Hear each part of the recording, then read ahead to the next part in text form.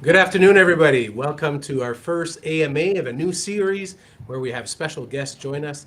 My name's Sergeant Vinny Hick from Uniform Recruitment, and I have a very special guest, Inspector. Good afternoon, everybody. My name is Inspector Ahmed Mohammed, and I am currently in Aurora, Ontario. And thanks, Vinny, for having me here today. We're so happy that you can join us, and I'm sure there'll be some people joining us as we go along. People don't always log on right away. Before we start, I just want to say we're broadcasting live from the beautiful city of Aurelia, Sunshine City, and we're at GHQ, General Headquarters of the Ontario Provincial Police. I want to acknowledge that General Headquarters is actually built on territories of the people, the Chippewas of Rama First Nation. I want to make sure I get that right. And if you've never been to this area, it really is a beautiful place. Rama is just down the road, not very far. Nice community on the shores of Lake Couchiching.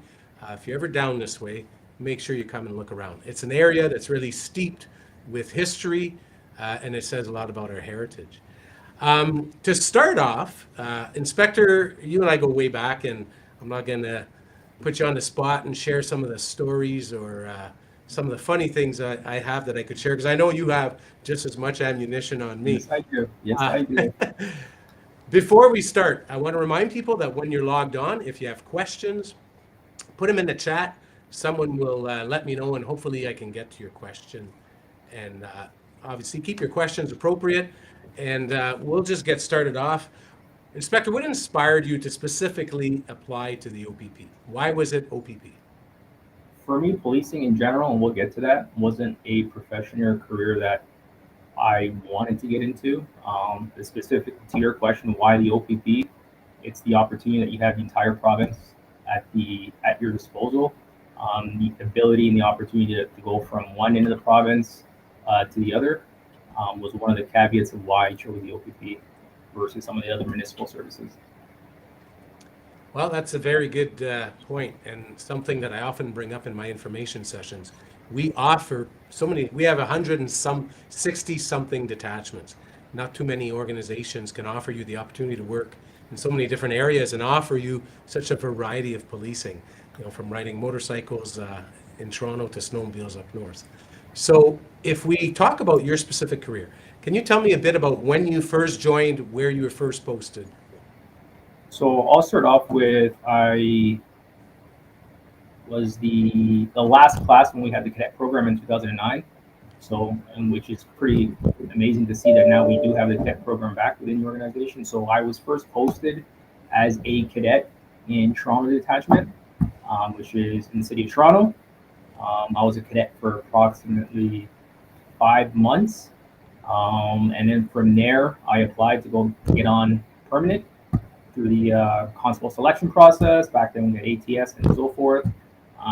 Completed my training, and then I was posted to Toronto Detachment. Toronto Detachment was my first posting in a uniform capacity. Nice. And did you find the transition from cadet? And the reason I'm going to ask this, we've recently restarted, renewed our cadet program. Very excited about that. How was that transition from being a cadet to becoming a police officer? It was a seamless transition. Being in the environment of a policing environment, getting to see the databases, the inner workings of how officers start their shift briefings, calls for service, court processing. Like I got to taste a little bit of everything that you're going to do once you complete your training, minus carrying use of force and all that. But it really gives you a first-hand experience of what a police officer does. And if it's something that you want to pursue, before you make that ultimate commitment into becoming a full-time member. That's a good point, because that's one of the messages I've shared with a lot of our new cadets. Say, listen, this is an opportunity, and that's a message we're putting out there. If you're interested in joining the OPP, here we are live with an inspector who started as a cadet. So it just speaks a lot about how great of a program that is, and the fruits that come out of a program like that. It's really, I call it almost like a farm team for frontline policing, just like the auxiliary program is. Correct. Everything that we're talking about today, when I mentioned the OPP, I just want to remind the public that's watching, opp.ca is our website. And then we have a lot of different lines there where you can go to opp.ca/careers, you can do /fitness. There's a lot of different resources out there, and there's so much information on our website. We don't have so much time to talk about this and that, but take the time to go opp.ca, search around. There's a lot of great information about how amazing not just this organization is, but the variety. There's information about the cadet program, as the inspector mentioned, our volunteer program, which is the auxiliary. So here you are. You start as a cadet. You're posted at Toronto Detachment. What was your favorite part at the Toronto Detachment? How long did you work there on the front line, and what did you get to do anything really neat? So that's where I met Vinny when I was at Toronto Detachment. Vinny and Cash, because Vinny was a K9 officer back then. So to me, it was a variety of calls. Toronto Detachment is one of the busiest detachments in the HSD. So you were constantly going call to call, which to me I enjoy because it allows you to experience and grow and get into a variety of different investigations. So I spent 3 years in Toronto Detachment, and then I had transferred over to Port Credit Detachment, which was at that point, now it's Mississauga, but Port Credit, which is in Mississauga area. So I spent 2 years there in Mississauga Detachment before getting exposed to and getting into other areas in the organization. That's I echo your thoughts about how busy Toronto can be. I describe it as a sink or swim environment. Now imagine when I was there with you, the French kid from Hearst, one traffic light, all of a sudden 16 lanes of traffic, thousands of cars going by. It was an eye-opening experience, that's for sure, to put it mildly. And Mississauga Detachment is just as busy. It's a very busy place. Can you walk me through the steps? So after you left Port Credit, So can you after I walk left, us through the steps to where you are today? What the so journey? after Port Credit, I was pretty fortunate because I had a supportive inspector at the time. I got into a lot of interdiction and in drug investigation, so I was able to go into our Organized Crime Enforcement Bureau, into our drug unit. So I did 2 years in our drug unit, and in particular at that time, the name has changed now, but it was the Asian Organized Crime Task Force. So that was an investigative area that we investigated high-level drug investigations, importation cases. So I did that for 2 years, and then from there I went and I was seconded to our Provincial Weapons Enforcement Bureau. So that's our kind of like our gun and gang task force with the Toronto Police Service. So I was able to do that for about 2 years. Similar, just different commodity. When I say commodity, it was drugs versus firearms, but we all know that drugs and firearms go hand in hand. So I did that for 2 years. And then I shifted over to our Provincial Operations Intelligence Bureau, which is POI. And in particular, it was our Provincial Anti-Terrorism Section. I did that for 5 years. And the mandate of that unit was to investigate national security. There is a variety of different police services that are part of PATS. So you have services like Toronto Police, York Police, the RCMP, CBSA, which is Canada Border Service Agency, and we all work hand in hand from the intelligence space, anything that would compromise national security. So I did that for about 5 years, and then I wanted to try something different, which Vinny spoke to, is the endless amount of opportunities that the organization has. And then I kind of shifted away from doing frontline operational type of stuff into our business management bureau. which was an area in the organization that I got into was policy development. So everything that we do as police officers, there's guidelines and policies and procedures that we have to adhere to for public safety, for member safety, and so forth. So that unit kind of develops and creates the policies that we all have to adhere to. To me, that was the first time where I got out of my comfort zone, getting into that area, because leading up into that, to me, was always, as we all say, chasing the bad people or the bad guys, arresting individuals, to now more of a corporate understanding of what we do and how we do it, just to ensure that we adhere to our policy. So I did that for about, I think, 2 years. Um, After 2 years, I got the itch again to kind of go back to the operational side of the house. And I went into our project support center. So as a financial coordinator, and in this area, my role was to support any major projects that are going on within the organization from a financial perspective. So homicides, major drug investigation, major weapon investigations. We provided the financial aspect of how these units operated. So I did that for about 2 years, and then an opportunity presented itself, or more of them as the organization coming up to me and saying, would you like to try being an executive officer? So I was an executive officer for Deputy Commissioner Barnum, as well as interim Deputy Commissioner Paul Beasley, and then Deputy Commissioner Cox, who had just retired, I think, last year. So I did that for a few years, and in this role, really and truly, you're the executive assistant to the deputy, and it kind of allowed me to have an understanding of how one thing in one area impacts another area in the organization. The volume of information, I think that's a role that everybody should do, because you really truly grow and you see how the organization operates. And then from there, as you can see, I usually have a hard time keeping a chair for a bit. And then from there, I went into IEB, so it was the Investigation Enforcement Bureau, which kind of oversees AGCO, which is the Alcohol Gaming Commission. And in this role, I oversaw the Intelligence Bureau, a few casinos within the province, and as well as iGaming. And so it's all regulatory criminal investigations, anything that occurs within a casino, the OPP has oversight of. And then from there, the current work position that I'm in right now which is funny how it all came back to full circle, because now I'm the operational support inspector, as well as a crime and investigations manager within the HSC.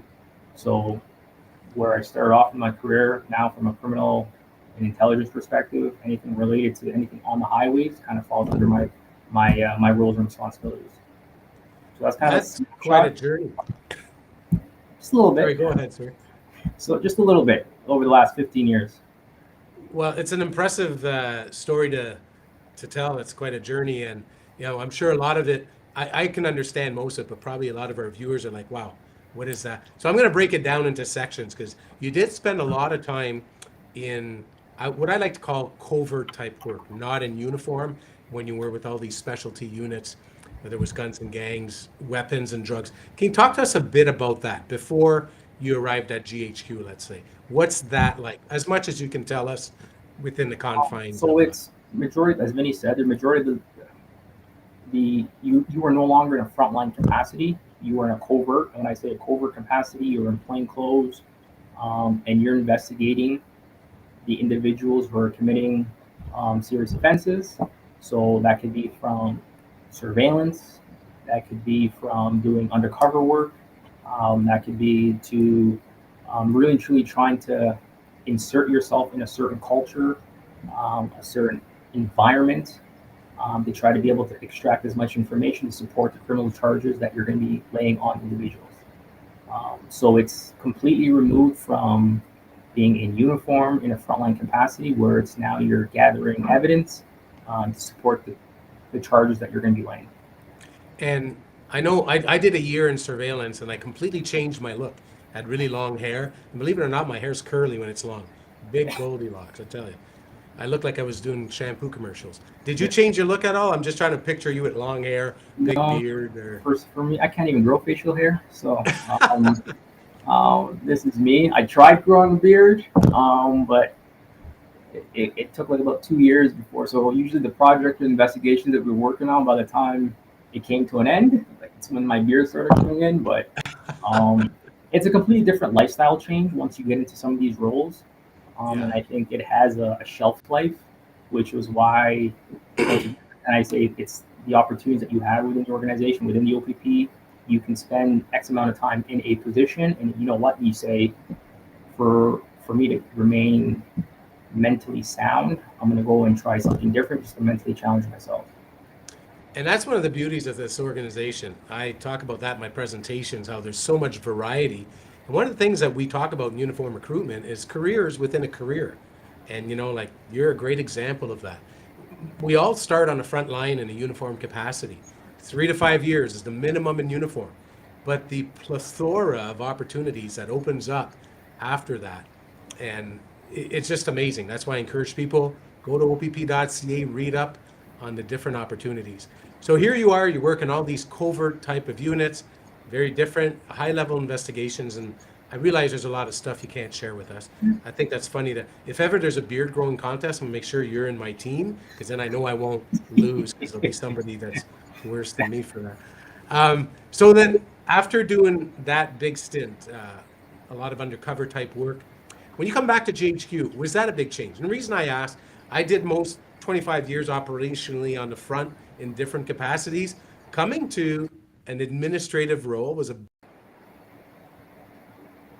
big adjustment. And I can only imagine coming from administrative role at General Headquarters must have been a transition.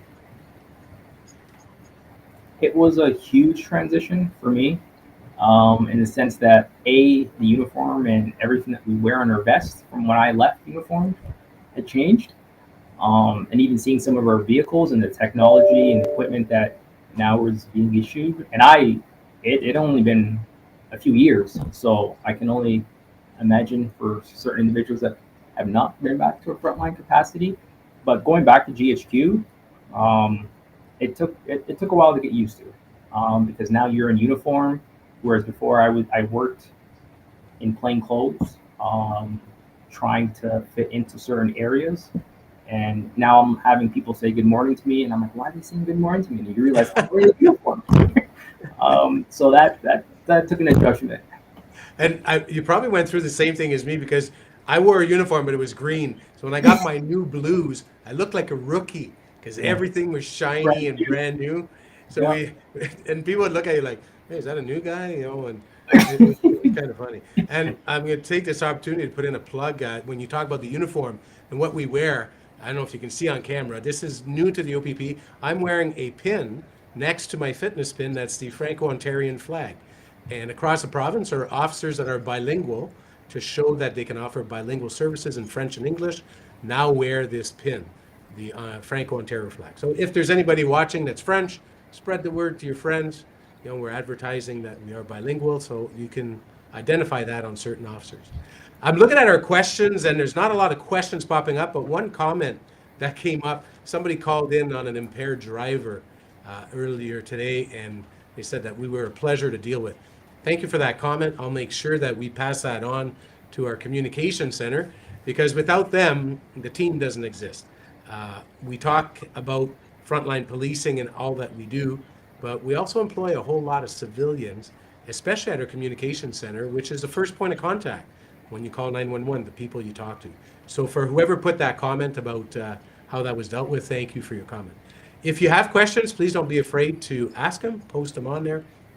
I don't know if I need to refresh to see questions or they'll come up as they come up. Okay, so here you are, you're at General Headquarters, brand new blues, you're all shiny, your name tag, they say things are different. I know you were working in policy and planning. Listen, even I say that's the boring stuff, so we're not gonna talk about that too much, but everything that we do is guided by policy Right. or by police orders. And maybe you can just tell us a bit about that, how the importance, especially now that you're a commissioned officer, the importance of the rules that we operate in, why we have policies, why we have police orders. Like it's important that we play within a certain box. 100%. So everything that we do is governed by, we call it in the organization, police orders. So everything an officer is supposed to do, from code of conduct, which is also kind of under the Police Service Act, but from policy and procedure, what an officer is supposed to do is explained. It's highlighted, and it's twofold. Where A, it maintains and eliminates risk, not only from the organization standpoint, as well as be able to provide that service that we do to our communities that we serve. So everything is guidelined, and a lot of people don't know. A lot of frontline officers or brand new officers, that's the first thing that we introduce them to is the policies and the things that we are supposed to adhere to. And I do not know everything in our police orders, but for the most part, it's easy. I don't think anybody does. It constantly gets refreshed. But that's an area where when I went into it, or it was brought to my attention, I was like, we have a what section? And then just doing a little bit of research into it and wanting to try something different and get uncomfortable was what enticed me to go into that area. It is. I like to think that part of that is to set some rules and for accountability. There's a way we do things. We operate within confines of the law, but there's also, there's only so far it can go. Everything we do is measured, calculated, and to deal with any situation the appropriate way. So, and I'm with you. I don't think I know anywhere near what's in police orders, except like where certain pins need to go and stuff like that. I've got a question here. Is there any opportunity for individuals with cybersecurity and forensic investigations?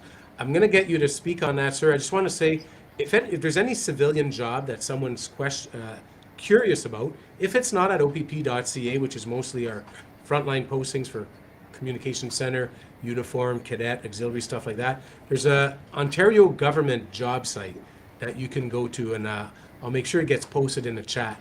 There's a lot of positions for civilians like what's being asked about here, that you might find those job postings on the Ontario government job site. I don't know if you wanted to add to that, sir. So everything that we do, for the most part, if it goes to an external posting, it would be under the OPS, as you mentioned, Vinny. It's the OPS Careers government website, and we would be able to post those positions there. And I would encourage anyone to remain active on that site, because they do get posted for a short window, and then the hiring process would commence. So yes, we do offer cybersecurity and a variety of other roles. I think Liz just posted it. That's the site that they would get posted at. Thank you for sharing that. And before I go to your next official question, sir, somebody's asking about if they work for another service like the RCMP and have done all the clearance, would that be something that helps their application? I will say, if you work for another police service, we have an experienced police officer application stream. So if you're a police officer with another police service, when you go to opp.ca, you'll see that there's EPOs, experienced police officers. If you are in the process of applying with another police service and you've done some of the processes like psych testing, some of the background clearances, maybe security checks, those can be used in your OPP application, where we do share information with other police services. For example, if you've done your psychological testing with one service, we can use those results, which are good for a year. So I hope that answers the question that came up in the chat. And I want to give a shout out to somebody who spoke in French. Merci d'avoir mis vos commentaires. Oui, je suis bilingue, je suis franco-ontarien, et puis je suis content que vous êtes à l'écoute aujourd'hui. Did you understand any of that, sir? No, French is not one of the languages I understand. While we're on the topic, do you speak any other languages? So I speak Arabic and Swahili and Somalian are the three other languages, plus English. So I usually, when I want to play silly bugger, I'll say, I don't understand English. But that's very impressive. There's something I did not know about you. Now, since it's Valentine's Day, could you say Happy Valentine's maybe in Swahili? All right. I'm not sure. I think I'll stick to English and French. I'm not sure I would repeat that and do it honor. We are in Black History Month. Every year we celebrate Black History Month. And I wanted to ask you about barriers. Now, through your application process, or even since you've been on the job, have you come across any barriers of any kind through the process, through promotions? Just if you're comfortable, or you can talk about that with us. So being completely transparent and honest, why I believe that barriers exist regardless in policing or any profession that you are in, I will say yes. I just think it's how you navigate around it, and be comfortable in who you are. I've always been raised in a certain mindset, um, that you express yourself, and if you do so in a respectful manner, you can get your point across on what you bring to the table, and the experiences and the work that you put in will always speak volumes. So I don't know if that answered your question, Vinny.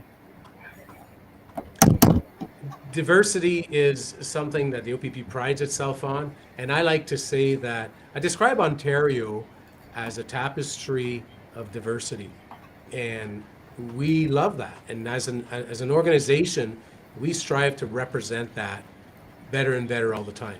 Diversity comes in so many ways. I talked about being French, diversity of language. We have all, people often assume, okay, diversity, we're just talking about skin color, hair color, but it comes in so many ways, and there's so much of it in our province. And I can tell you that it's great that we have the diversity that we have, although we're still working at getting better at it, because it helps us not only to represent the population of Ontario properly, but it helps us to serve the public in a better way. I know I worked, when I was up north, I got asked to speak French all the time, right? I'd get that tap, hey, we need somebody that speaks French, because they were dealing with somebody from Quebec. And when I worked in Toronto, not once, I never got asked. But you'll remember Officer Leon Chan, who's, I think he's a sergeant now, was on our shift, and he Yep. spoke Mandarin. And boy, did he come in handy, because he had that diversity of language. And it's part of the beauty for us as an organization to be good at that. And I know I've worked with officers that speak Russian, Ukrainian. I'd be curious to see what the list is of the languages that we can offer, because we really do have quite a diversity. Um, Now, you mentioned about, there's barriers in every stage in that. Without getting too personal, is there barriers that you still see that you would say we need to be better at this one, we need to work on that? Are we improving? What's your professional opinion there? To me, I think we're, if you just say in the past 4 years, I think we've come bounds and leaps of having the representation, and I'm not even just talking about visible representation, but gender representation, in a variety of different leadership roles. I think, to me, I think we're doing an amazing job of having that within our front lines. But as we climb into senior leadership roles, I think we have some catching up to do. But we are steering in the right direction, and I'm proud to say that, being in the position that I am, that's one thing that I'm extremely cognizant of, because it should be, representation should be in every layer of this organization. Well, I couldn't have said that better myself, sir. And on that note, I'm going to let you answer the next question. We have a question that says, could you explain the difference in the colors of our shirts, our uniforms? So I figure I'll let you take that one. So we have the baby blues, as I call it. So those are for our special constables, auxiliaries, and now our cadets again have the baby blues. And then we then have our traditional, I'm going to say what Vinny's wearing today, and that's for our frontline officers. And then anyone that has a white shirt is someone that's in a staff sergeant and above in a managerial role. And you can kind of really tell between the ranks, of the epaulets that we each wear. And that's kind of some of the distinguishing features. As Vinny said, he was a canine officer, so a tactical ERT member. They wear the greens, which kind of throws some people off sometimes when they see them. I think that's the 3 or 4 colors that we have. Vinny. You went into even more detail than I thought, so thank you for that. Somebody asked a question, how long does it usually take to hear back from your application? And I just want to throw that out there. The average right now, from the moment you send your application online through our website, opp.ca, to the time we call to offer you a job, roughly 2 to 5 months. So it's a quick process. We are a fine-tuned machine. Uniform recruitment is an assembly line that never stops. And so when you put in your application, what I'll tell you about that, make sure you're at your competitive best, especially fitness-wise. I've seen people that apply and go, I'll be ready by the time they call me. And that call comes a lot sooner than they thought. So that's about the length of our process. I'm going to read the next question, sir. What are the prospects for a mature recruit? I'm 40, fit, and have a crime degree, but I got into a different line of work. Now I'm considering pursuing law enforcement career. I didn't end up following out of school. You know what? That is a classic story that I see more and more. So age is just a number. I'm not going to tell you how old I am. I am retiring this fall, so you can do the math. I know I look young. Thank you for that, sir. I appreciate the compliment.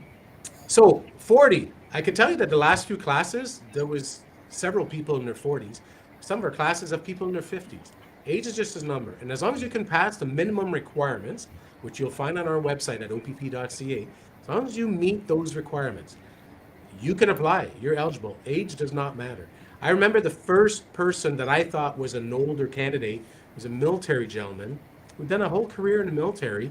He was 50 years old and was like, you know what? I don't have 30 years to commit to policing, but I'd love to give another 10, 15 years of service in a police fashion. I was like, you know what? We'll take you for those 10, 15 years. He applied, he met all the criteria, the minimum requirements, and he is a successful police officer with us. So you're seeing more and more that people will take on policing as a second career. So whoever sent in that comment, by all means, I encourage you to look at it. Please go to our website and look up under careers what the upcoming events are.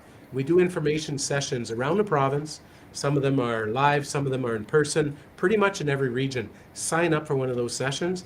That's when you get the opportunity to speak with a recruiter. We share exactly what you need to know about our process, how to prepare, what the interview looks like, and really give you all the tools to be able to sell your best self and to come prepared to present why you should be a police officer. Before we go to the next question, I'm going to go to a question for you, sir. What's the most fun you've had? And that could be a two-part, that could be a three-part. What's the most fun you've had on this job? There's so much. There's so many things. Besides working with me. Besides working with you and more so working with Cash. Really and truly, it's just being able to experience the province. Going to, when I was in some of the specialty units, you had the entire province where you were traveling to. So put yourself in my shoes. Here you are in your mid-20s, and you're getting paid to explore and being able to see parts of the province that you would not really truly be exposed to, depending on some of the other professions, some of the other jobs that you would have. So I think that's one thing I do not take for granted. It's being able to see the province. Well, that is one of the beautiful things that we get to do as an OPP officer, or as OPP officers, is the whole province is the playground. And I'm not going to get you, I was going to ask you, hey, what's in your sights? What's the next step? I was going to say, at your rate, you got runway left, maybe future commissioner, you never know. I'll let you simmer that if you want to tell us about it after. A couple questions in the chat that I just want to answer. One is about experienced police officers and postings. When you apply to be a police officer, first of all, as a regular recruit, we ask you for 6 places where you'd like to go. When you apply as an EPO, we ask you for 3. We send you where you want to go. So there's myths that I always hear about, so I'm going to debunk them while we're on the topic. We will not force you to go somewhere where you don't want to go. And we ask where you want to go, so please list places you want to go. Everybody's got a story, everybody's got a life, and sometimes people can't go to certain areas. I remember one applicant that couldn't go too far north because it would put him outside of a boundary because he had shared custody of his children. Well, we want to know that, so we were able to help him and post him in a proper position. I've seen people that couldn't be too far from a medical center because they care after an aging parent that lives with them. So when it comes to postings, we ask you where you want to go. I'm sure there's a reason for it. Make sure you put where you want to go. We will not just say, yeah, you wanted to go to the Toronto detachment because you heard Inspector and Vinny speak about Toronto, and we're like, yeah, sorry, we're sending you to Moosonee. We don't do that. Put where you want to go. And there was one more. How critical is it that your information is correct on your pre-background questionnaire? Well, I'll tell you this. I guarantee you that there's questions that come up sometimes where you'll be like, I was hoping they weren't going to go there. I was hoping they weren't going to ask about that. Honesty is the best policy. Make sure you're honest and you're accurate about the information that you give us. If there's something that you forgot, and it happens, I remember when I applied, there was one place where I'd worked. I didn't put it on the application. I thought, no big deal. The business doesn't even exist anymore. Guess what? It came up at my interview. Because trust me, we're the OPP. We know where you've worked. We know about you. So make sure you're accurate and honest about the information on your pre-background questionnaire. If there's something that we're concerned about, it will come up. We'll ask you about it. We'll talk about it.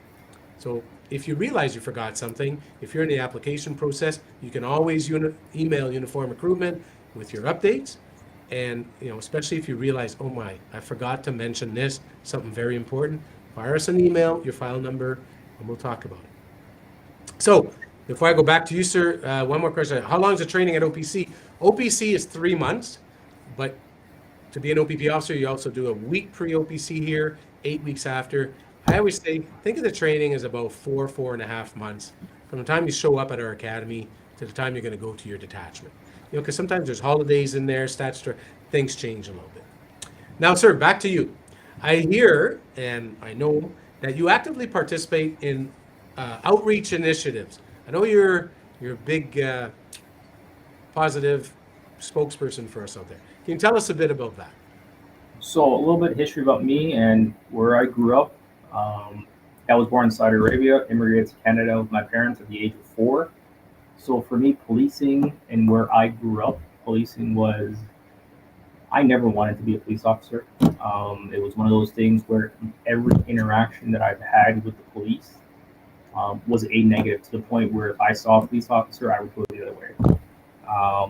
So kind of fast forward, huge into sports. My parents kept me and my younger brother busy in sports.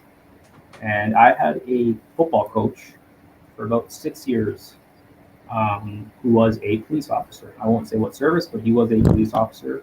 Never told me he was a police officer. Never told anyone on the team, just because of our negative interactions with the police. So as soon as we were graduating and going into high school, he told us that he was a police officer. And for me, that changed my outlook of what and how a police officer is, right? They weren't the ones that I've always had the negative dealings with. So even talking about it, it kind of gets a little bit, because I wouldn't be here if it wasn't for him. And so in the back of my mind, I was always like, you know what? He treated me like a human being. He cared for me. He provided me guidance and wisdom, and like he was like a second father almost to me. So fast forward, as soon as I completed post-secondary, I was kind of like, well, what do I want to do? And a couple of friends of mine were applying to become police officers, and I was like, okay, you know what? I'll do it. I'll try it. Never, as I progressed to each stage, it kind of started getting closer. I didn't even tell my parents until the background officer was coming to my house the day before, and I was like, hey, FYI, I applied to police. And there's someone that's going to come to your house and kind of see where you live and how you live and so forth. So, and here I am today. So I kind of stick to that in the sense of why I give back to some of the communities and where I grew up, is to expose them to I am them. I was that kid that has had that negative interaction with the police, and every experience that you have, there is somebody else, right, that will treat you with that respect and that will be honest and be real and expose them to the opportunities, because if it wasn't for who I came across early on, I would be where I am today. So that's kind of why I do a little bit of the youth mentorship, the outreach in my in the community that I grew up in. Wow, thank you for sharing that with us. That's a beautiful story, and I love how someone that you didn't even know was a police officer, but left a positive influence on you. Someone left that impression on you, and it's motivated you to not just join, but to do the same yourself now. And I think that that's always been my goal as a recruiter. I want to motivate people, and I hope that other people get to have the experience you've had. You know, you can believe in the one-offs and don't believe everything you read on social media. Policing is a great career. We're full of amazing people. And my goal is always to try to leave that impression also. Listen, this is an amazing career. You're going to work with some amazing people. You can make a difference. The person that left the impression on me, I was a paramedic up north in Timmins, and I went to an information session with Sergeant Dave Douglas. Give him a shout out. He's retired now, and how appropriate, it's Black History Month. He was the second black man hired by the OPP. And when I went to his information session, he shared about his career, his story, and I was motivated. And I thought, you know what? I'm going to apply. I want to do what that guy does. And he just left that impression on me. Never forgot that. And I think it's so neat that you have kind of a similar story where somebody left that impression with you.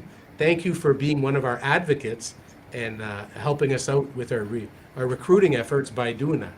And I always say recruitment ambassadors aren't just the people that come and do the training. Every police officer out there is a walking billboard, is a recruitment ambassador, is an opportunity to share about what a great career that we have. So thank you for sharing that. I'm going to do a quick question here from the chat. Someone was talking about they've had surgery. They're going through the application process, but they're recovering from a surgery.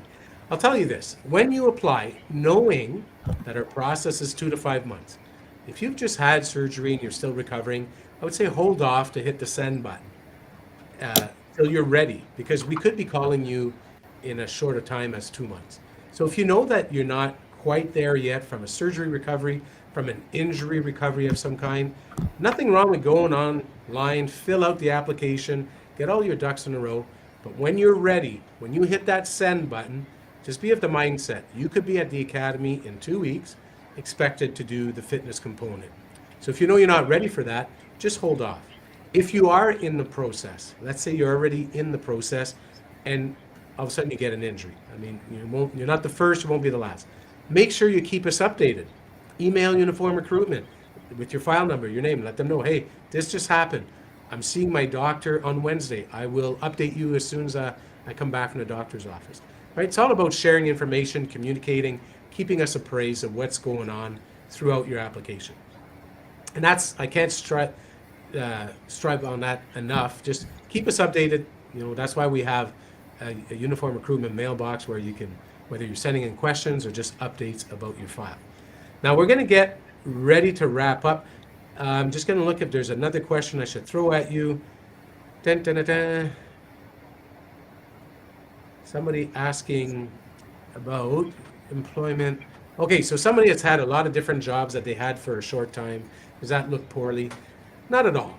Every situation is assessed on its own merits. I know people that had the same job for many years, and then they applied to the OPP, you know, kind of as a second career.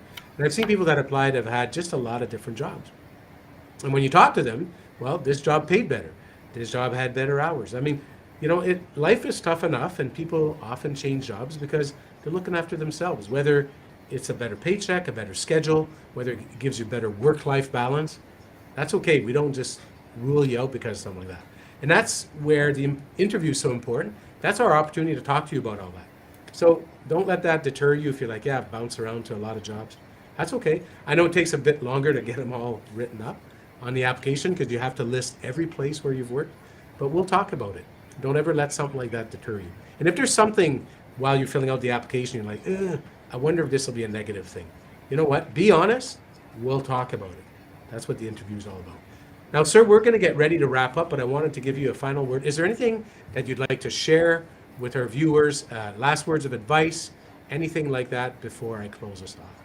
So for me, I would just share with everyone that's online and everyone that's thinking about applying, once you're ready to apply, I think this is the best time to be applying, and I'm going to say to apply to the OPP and nobody else. But just stay committed, dedicated, and recognize the effort that you're putting in, and the reward that you'll be able to have, and just come strong when you do come. I'll leave it at that. Excellent advice, sir, and thank you so much for sharing your story with us and the success that you've had. It's an inspiring story, and I'm sure we're going to get a lot of questions later that people maybe didn't ask. It's a real testament to have somebody of your rank, of your experience, to come and share it with us. So I want to personally thank you on behalf of the whole uniform recruitment team. Thanks for being with us. For those of you that are watching, make sure you go to our website, look up upcoming events. That's when you'll find out about the next AMA. You'll find out, who our guests are going to be. There's all kinds of events. Keep up to date. Follow us on social media. Thanks for joining us today. Wish you a happy Valentine's Day and a beautiful afternoon.